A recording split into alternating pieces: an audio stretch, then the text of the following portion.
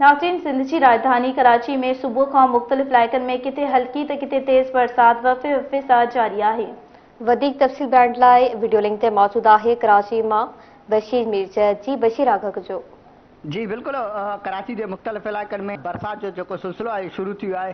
गुज़िरियल मौसमियात खाते अगकथी कई त 29 फरवरी का 2 मार्च ताईं बरसातुनि जो सिलसिलो शुरू थींदो ऐं 1 मार्च ते सिंध जी राजधानी कराची के अंदर बरसात पवंदी। उन खां पोइ कराची के मुख्तलिफ इलाक़नि में सुबह सां ही जेको आहे सो किथे हल्की त किथे तेज़ बरसात पइजी रही है। जिनमें सरजानी टाउन है, मवाश ॻोठ है, माड़ीपुर है, शेरशाह है, बल्दिया टाउन है, लियारी है, क्यामाड़ी आया है, चंडीगढ़ रोड, शाहराह फैसल, सदर लियाकताबाद, नार्थ नाज़िमाबाद, न्यू कराची, मलिर ज़िले की ॻाल्हि कजे तो उनके मुख्तलिफ इलाक़नि में बरसात पई है। जैमें गुलशन हदीद है, शाह लतीफ़ टाउन है, भैंस कॉलोनी है, कायदाबाद है, कुरंगी की ॻाल्हि कजे तो लांडी शाह फैसल मॉडल कॉलोनी में पिण जो आहे सो बरसात पई है। जो बरसात जो सिलसिलो है वो शुरू थी चुका है। वक्फे वक्फे से किथे हल्की तो किथे तेज़ बरसात पइजी रही है। जो ककरनि जो राज है वो पिण बरक़रार है। जॾहिं त साहिली पट्टी वाले इलाक़नि में पिण किथे हल्की तो किथे तेज़ बरसात पई है। बरसात पवण खां पोइ जेको थधि में पिण इज़ाफ़ो थी वियो आहे। ॻाल्हि कजे त हिन वक़्तु जेके